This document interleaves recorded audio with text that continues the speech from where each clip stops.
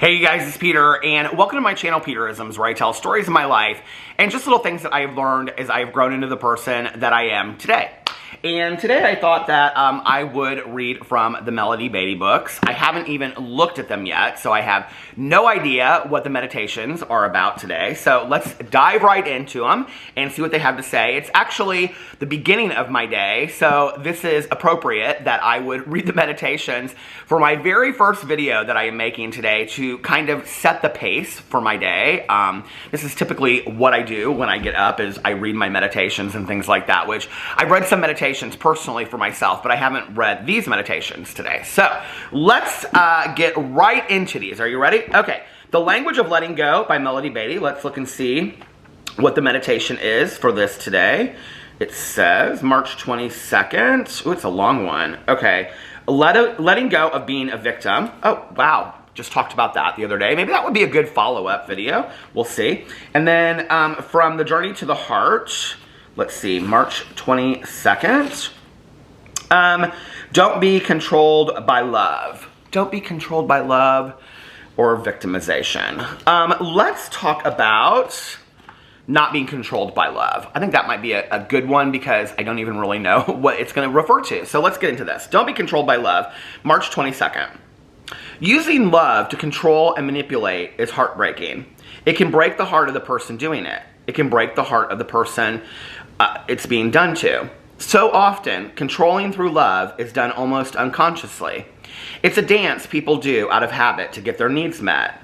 Their reasons don't matter, although it's easier to have compassion for those who control unknowingly than those who use the power of love maliciously and viciously. What matters is how you respond if it's being done to you. What matters is that you don't do it to other people.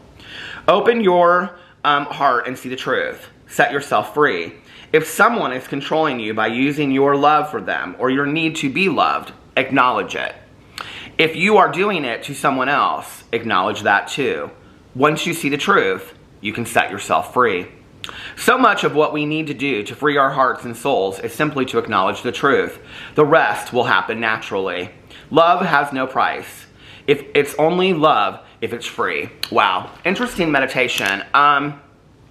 And you know, my mind is going to like so many different things. I think in many ways in how love can be used abusively, which I think is something that we don't talk enough about. You know, the one thing I can think of is, you know, friendships that I've had in my life, or even romantic relationships that I had. I had some really unhealthy relationships, romantic relationships when I was using, you know, and I can remember the other person saying to me, not to try to get me to quit using or anything like that, but like, if you really loved me this, or if you really loved me that. And I can remember, well, this is kind of I have never shared this before, but on this channel, the person that I very first started using cocaine with was also somebody that, you know, dealt cocaine. And I can remember that statement being said, like, if you really cared about me, ... putting me in very dangerous situations, you know? And it really screwed up with my head because I was like, well, I really do care about you and I really do like you, but like, why would you ask me to do these things if you really loved me? Why would you, you know, so it was like, I didn't really know, you know, what this definition of love is. You know, when we talk about that all the time, like, what is love? What does love mean? And things like that, you know?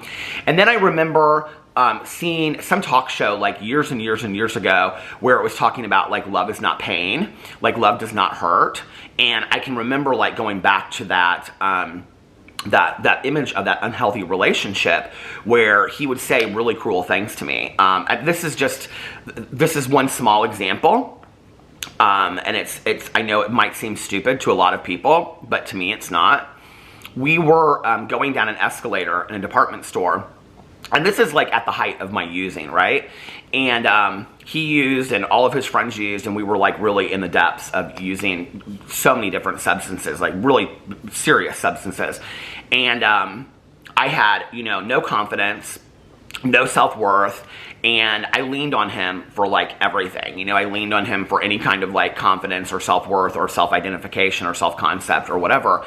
And I was always kind of like the butt of the jokes. And I look back on that and I think, why did you even stick around? And I stuck around because I really didn't know who I was if I wasn't in this relationship with him, because, you know, he was very popular in the community and people liked him and thought he was funny and thought he was attractive. And so when I was by his side, you know, I thought, well, that like gave me something, you know, like that made me someone. And, I can remember this instance that we were on this escalator, and he and his friend were behind. Actually, I do think I've shared this on here before, or maybe in a vlog. But he and his friend were like a couple, you know, stairs behind me or steps behind me on the escalator, and he said to me something to the effect of, or to his friend, "Look at how bottom heavy he is," referring to me, talking about like how heavy I was. And at the time, I was like under 150 pounds. I was pretty emaciated. And I can remember in my head thinking to myself that I had to lose weight, and I had to continue to lose weight to look good for him and things like that. And the reason why I bring that up and talking about, like, you know, love and how love can be painful and love can hurt and things like that, you know, that happened to me when I was probably 20, 21 years old, and I am 50 years old, and when I still look in the mirror today and I have body dysmorphia issues and I look at myself and I say, oh, I'm heavy or whatever, I still hear that statement. 30 years later, I still hear that statement, you know? I still hear that bottom heaviness, and I turn around and I look at my butt and I think, you know, like, this butt that I have, I can't do anything about, right? Like, but I still hear that today, and it's so painful. And you know, and that's not, he isn't the only person that's happened to, you know? And so I think, like, you have to ask yourself, like, in what situations have I been in, or what situations am I in currently where, you know, people are either saying to me or they're suggesting to me that if you loved me then, right? Like, if you loved me enough, then you would tolerate this. Or if you loved me enough, you would tolerate, you know, this. Or if you loved me enough, you know, whatever. The other thing that it kind of makes me switch to the other side too is that, and I just want to note this because I talk a lot about addiction and recovery in here, is that I get a lot of people that will say to me things like, you know, I love my, you know, so-and-so so much, but they won't quit using, they won't do this. And the only reason I want to say this is because we're talking about love today, and love, which I think is I think it's the most powerful emotion.